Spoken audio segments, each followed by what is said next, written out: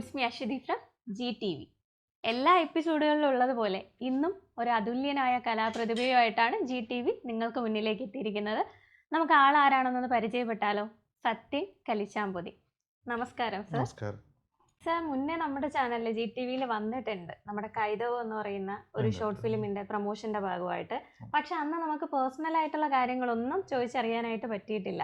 അപ്പൊ ഇന്ന് GTV പ്രേക്ഷകർക്ക് വേണ്ടി സാറിന്റെ പേഴ്സണൽ ആയിട്ടുള്ള കുറച്ച് കാര്യങ്ങളും കൂടി ചോദിച്ചറിയണം എന്നുള്ളൊരു താല്പര്യത്തിന്റെ പുറത്താണ് ഇന്ന് ഈ ഇന്റർവ്യൂ നമ്മൾ ഷെഡ്യൂൾ ചെയ്തത്. അപ്പൊ സാറിന്റെ കുടുംബത്തേക്ക് ഒന്ന് പരിചയപ്പെടുത്താവോ? ഫാമിലി, വൈഫ്, ഒരു മോൻ. വൈഫിൻ്റെ പേര് വിജി, ഹൗസ് വൈഫാണ്. മകൻ്റെ പേര് അശ്വിൻ. രണ്ടുപേരും നാട്ടിലാണ്. മകൻ ഡാൻസറാണ്. അപ്പോൾ ഡാൻസ് ഗ്രൂപ്പ് ഉണ്ട് അവർക്ക്. ഒരുപാട് അച്ഛൻ്റെ കലാപരമായിട്ടുള്ള കഴിവുകൾ ഈ ഷോർട്ട് ഫിലിമിനെ കുറിച്ചും അഭിനയം, സംവിധാനം, തിരക്കഥ എല്ലാ കാര്യങ്ങളും ചെയ്യുന്നുണ്ട്. അപ്പോൾ ഇതിനെക്കുറിച്ച് എന്താണ് അഭിപ്രായം, മകൻ്റെ അഭിപ്രായം?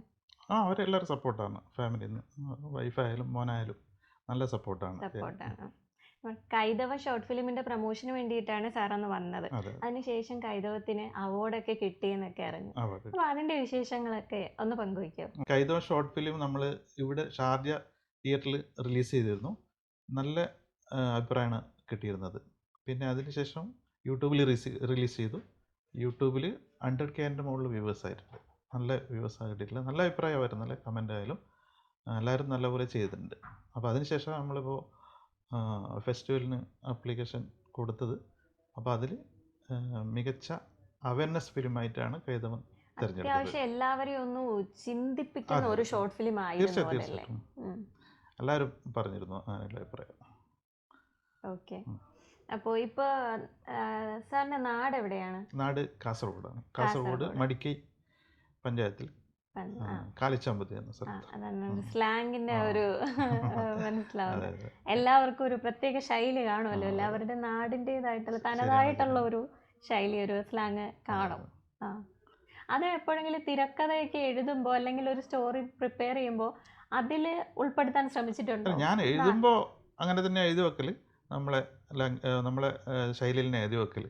അത് ലൊക്കേഷന് പറഞ്ഞു കൊടുക്കുമ്പോൾ അത് എങ്ങനെയാണ് അവർക്ക് പറയാൻ പറ്റുന്ന ആ ഒരു ലാംഗ്വേജിൽ, ആ ഒരു മോഡുലേഷൻ നമ്മൾ കൊടുക്കും അവരേതായ രീതിയിൽ. പ്രവാസ ജീവിതം ആരംഭിച്ചിട്ട് എത്ര വർഷമായി? 18 വയസ്സിൽ വന്നതാണ്. ചെറുപ്പത്തിലേ വന്നു. 18 വയസ്സ്, ഒരുപാട് വർഷമായി. ലോങ് ടൈമാണ്. അപ്പോൾ ഈ സിനിമ, തിരക്കഥ അങ്ങനെയൊക്കെ അല്ലാതെ ഏത് മേഖലയിലാണ് പ്രവർത്തിക്കുന്നത്? ജോലി ഇവിടെ ഷാർജ എയർപോർട്ട് റിസോർട്ടിലാണ് ജോലി ചെയ്യുന്നത്. PRO ആയിട്ടാണ് ജോലി വർക്ക് ചെയ്യുന്നു. അപ്പോൾ PRO ആയിട്ട് വർക്ക് ചെയ്യുന്നതും ഈ ഒരു കലാപരമായിട്ടുള്ള കാര്യങ്ങൾ, ഡയറക്ഷൻ, റൈറ്റിംഗ്, ഇതെല്ലാം കൂടി എങ്ങനെ ഈ ഒരു മൾട്ടി ടാസ്കിങ് മാനേജ് ചെയ്യാൻ പറ്റുന്നത് എങ്ങനെയാണ്? അത് ചെയ്തതിനെ കൊണ്ട് നമുക്ക് താല്പര്യം എന്നുവെച്ചാൽ കലയെ അത്രയും കൂടുതൽ നമ്മൾ പ്രണയിക്കുന്നുണ്ട്. അതെ അതെ. അപ്പോൾ നമ്മൾ ഒഴിവ് ദിവസങ്ങളിൽ ഷൂട്ട് അങ്ങനെയുള്ള കാര്യങ്ങളൊക്കെ ഞായറാഴ്ച സൺഡേയിലാണ് നമ്മൾ പ്ലാൻ ചെയ്തത്. അല്ല, ഞാൻ ചോദിക്കാൻ കാരണം എന്ന് വെച്ചാൽ പ്രവാസ ജീവിതം എന്ന് വെച്ചാൽ മൊത്തത്തിൽ ഒരു തിരക്ക് പിടിച്ച, കാരണം നമ്മൾ എന്ത് കാര്യം ചെയ്യണമെന്ന് വെച്ചാലും നമുക്ക് ടൈം കിട്ടുന്നില്ല എന്ന് നമ്മൾ ഓരോ പ്രവാസികളും ചിന്തിക്കുന്ന ഒരു കാര്യമാണ്. അപ്പോൾ അതിനിടയ്ക്ക് ടൈം കണ്ടെത്തി ഇങ്ങനെയുള്ള കാര്യങ്ങൾ ചെയ്യുന്നു എന്ന് പറയുന്നത് തന്നെ എന്താണ് വളരെ നല്ലൊരു കാര്യമാണല്ലേ. നമ്മൾ എഴുത്തും എല്ലാം രാത്രി ഡ്യൂട്ടി കഴിഞ്ഞ് വന്ന് ചിലപ്പോൾ 2 മണി, ചിലപ്പോൾ 3 മണി അങ്ങനെയൊക്കെ ഇരുന്നിട്ടാണ് എഴുതൽ. അതും ആരെയും ഡിസ്റ്റർബ് ചെയ്യാതെ അടുക്കളയിൽ, കിച്ചണിൽ ഇരുന്നിട്ടാണ് എഴുതൽ. അപ്പോൾ ബാക്കി ഷൂട്ടും കാര്യങ്ങളെല്ലാം ഷെഡ്യൂളും ഫുള്ള് സൺഡേ പ്ലാൻ ചെയ്യും. അങ്ങനെ ഏതോ ഷോർട്ട് ഫിലിമിന്റെ ക്രൂ, മൊത്തം മെമ്പേഴ്സ്, അവരൊക്കെ എങ്ങനെ ഈ അവാർഡിനെ എങ്ങനെ നോക്കിക്കാണുന്നു, എന്ത് പറയുന്നു? എല്ലാവരും വളരെ സന്തോഷത്തിലാണ്. എല്ലാവരും അറിയിച്ചിരുന്നു. ഞാനാണ് പോയി വാങ്ങിച്ചത് നാട്ടിൽ. കഴിഞ്ഞ ഫസ്റ്റ് ഒരു അവാർഡ് എനിക്ക് കിട്ടിയിരുന്നു, എന്നും എന്ന ആൽബത്തിന്. അത് 2022 കിട്ടിയത്. അപ്പോൾ അതിന് എഴുതിയിട്ടുണ്ട്. അത് മീഡിയ ഹബ്ബ് എന്നൊരു അവാർഡ്, നെടുമുടി വേണു പുരസ്കാരം കിട്ടിയിട്ടുണ്ട്. അതിന് ബെസ്റ്റ് ഡയറക്ടർ ജൂറി അവാർഡ് കിട്ടിയത്. അപ്പോൾ അതിനെനിക്ക് പോകാൻ പറ്റിയില്ല, സാഹചര്യങ്ങൾ കൊണ്ട് അവാർഡ് വാങ്ങിക്കാൻ. അപ്പോൾ ഇത് നാട്ടിൽ പോയി, തിരുവനന്തപുരം പോയി അവാർഡ് ഫംഗ്ഷനിൽ അടൂർ ഗോപാലകൃഷ്ണ സാറിൻ്റെ സംവിധായകൻ, അവരെ കയ്യിൽ നിന്ന്, ഇത്രയും ലെജൻഡായ സംവിധായകൻ്റെ കയ്യിൽ നിന്ന് നമ്മൾക്ക് വാങ്ങിക്കാനുള്ള ഒരു അവസരം കിട്ടി. അത് വലിയൊരു ഭാഗ്യമായിട്ട് എനിക്ക് വലിയൊരു ഭാഗ്യമായിരുന്നു. അത് ഇത്രയും വലിയൊരു ഫംഗ്ഷനിൽ നമ്മളെ പേര് വരിക എന്ന് പറയുമ്പോൾ തന്നെ വലിയൊരു ഭാഗ്യമായിട്ട് ഞാൻ കാണുന്നത്. റൈറ്റർ എന്നുള്ള അല്ല ഈ ഷോർട്ട് ഫിലിം എന്നുള്ള മേഖലയാണോ അത് ഈ ആൽബം സോങ്സ് എഴുതുമായിരുന്നു ആ ഒരു ഇതാണ് കൂടുതൽ ഒരു സേഫ് സോൺ അല്ലെങ്കിൽ താല്പര്യമുള്ള ഒരു മേഖലയായിട്ട് തോന്നിയത് ഏതാണ് ഈ സോങ്സ് എഴുതുമ്പോഴാണോ അതോ ഷോർട്ട് ഫിലിമിൻ്റെ ഇതിലോട്ട് വരുമ്പോഴാണോ? സോങ്സ് എന്ന് പറയുമ്പോൾ നമുക്ക് പെട്ടെന്ന് ഒരു 4 മിനിറ്റ് സോങ്സ് നമുക്ക് വിചാരിച്ച് കഴിഞ്ഞാൽ പെട്ടെന്ന് തീർക്കാൻ പറ്റും. അത്ര കൂടുതൽ ഷോർട്ട് ഫിലിം ആകുമ്പോൾ നമുക്ക് അതിന് ഒരുപാട് ചിലപ്പോൾ ആർട്ടിസ്റ്റുകൾ വേണ്ടി വരും. ഒരുപാട് നമ്മൾ അവർക്ക് പറഞ്ഞു കൊടുക്കാനുള്ള ഇതുണ്ട്. അതിന്റെ ഇരട്ടി എഫേർട്ട് എഫേർട്ട് നല്ല എഫക്റ്റ് ഉണ്ട്. പക്ഷേ എഫേർട്ടിനുള്ള റിസൾട്ടും നമുക്ക് കിട്ടുന്നുണ്ട്. കിട്ടുന്നുണ്ട്. കാരണം ഒരു റൈറ്ററിനെ സംബന്ധിച്ചെടുത്ത് നമ്മൾ എഴുതി വെക്കുന്ന ഈ പേന കൊണ്ട് ജീവൻ കൊടുക്കുന്ന കുറച്ച് ആൾക്കാരെ ഭാവനയിൽ നിന്നല്ലാതെ യാഥാർത്ഥ്യമായി അവരെ കാണുമ്പോൾ ഉള്ള ഒരു സന്തോഷം അല്ലെങ്കിൽ അതെങ്ങനെ മനസ്സിൽ വിചാരിച്ചെഴുതിയോ അതുപോലെ കാണാൻ പറ്റുമ്പോൾ ഉള്ളൊരു സന്തോഷം ഇല്ലേ? പിന്നെ തീർച്ചയായിട്ടും നമ്മൾ മനസ്സിലെ കണ്ട തന്നെ സ്ക്രീനിൽ നമുക്ക് കാണുമ്പോൾ വലിയ സന്തോഷമാണ്. ഇമാജിൻ ചെയ്യുന്നതിനേക്കാളും അതിങ്ങനെ കാണുമ്പോൾ ഉള്ളൊരു സന്തോഷം.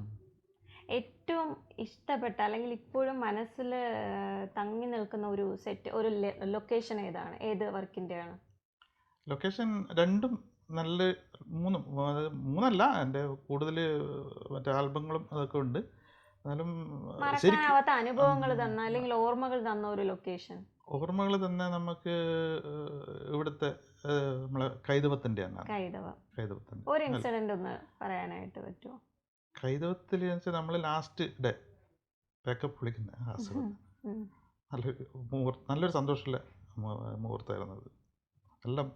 എല്ലാവരും ഒരുമിച്ച് നിന്ന് ആ ഒരു സന്തോഷത്തോടുകൂടെ അതാണ് നമുക്ക് നല്ലൊരു സന്തോഷം കിട്ടുന്നത്. കൈതവ് എന്ന ഷോർട്ട് ഫിലിം ഞാനും കണ്ടതാണ്. അതിൻ്റെ ഒരു ഘട്ടം എത്തുമ്പോൾ നമ്മളെ ഒരുപാട് ചിന്തിപ്പിക്കുന്ന അല്ലെങ്കിൽ വിഷമിപ്പിക്കുന്ന ഒരു കഥാതന്തുവാണ് അതിനുള്ളത്.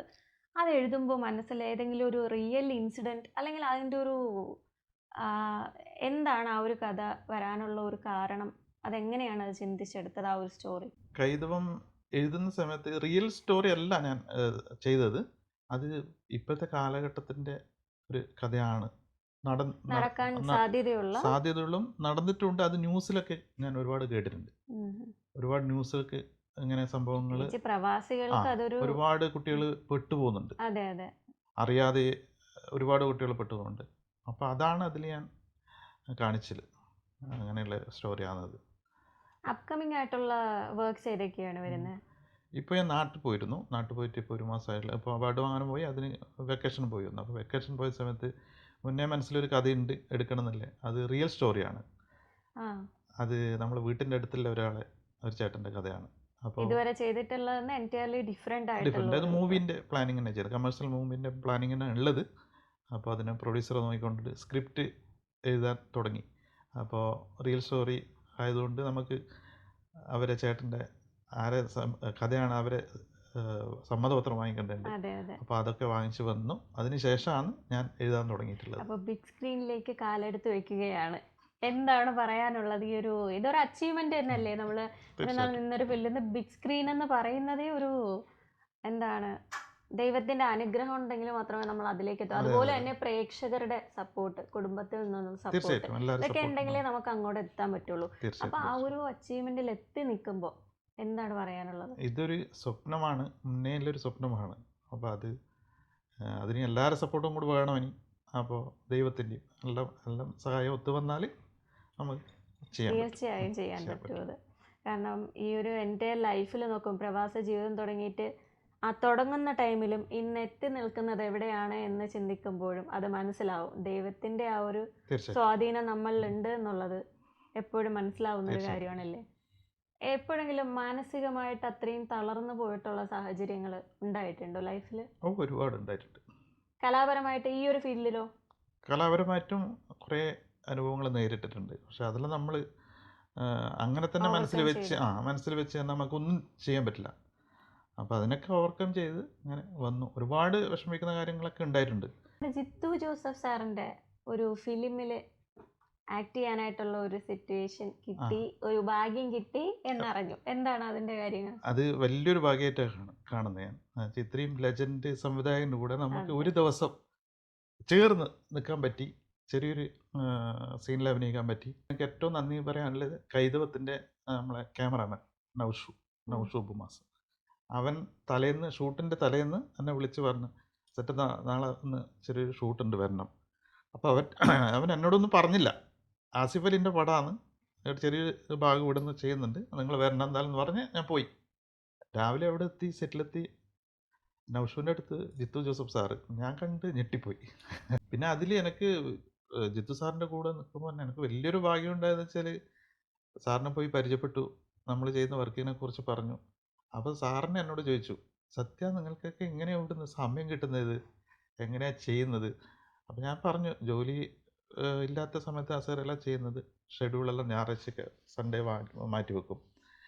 പിന്നെ അതൊക്കെ സംസാരം ചെയ്യുമ്പോൾ സാറ് ഈ അവിടുന്ന് നമ്മൾ എടുക്കേണ്ട ഷോട്ടിന് വേണ്ടുന്ന കാര്യങ്ങൾ എന്നോടാണ് ചോദിച്ചിട്ട് അറിഞ്ഞത്. അപ്പോൾ അത് വലിയൊരു ഭാഗ്യമായിരുന്നു. ഇത്രയും നേരം നമ്മളുമായി വിശേഷങ്ങൾ പങ്കുവച്ച നമ്മുടെ സത്യൻ സാറിന് എല്ലാവിധ ഭാവങ്ങളും നേരുന്നു. അതുപോലെ തന്നെ ബിഗ് സ്ക്രീനിലേക്ക് കാലെടുത്ത് വെച്ചിരിക്കുകയാണ്. എല്ലാവിധ വിജയങ്ങളും GTV പ്രേക്ഷകരുടെ പേരിലും നമ്മുടെ ക്രൂവിൻ്റെ പേരിലും ഞാൻ അദ്ദേഹത്തിന് നേരുന്നു. ഇനി ഒരുപാട് ഉയരങ്ങളിലെത്തട്ടെ. അതുപോലെ തന്നെ GTVയിൽ ഇനി അടുത്ത ഒരു കലാകാരനുമായി ഉടനെ തന്നെ ഞാൻ വരുന്നതാണ്. It's me Aswathy signing off from GTV. Thank U.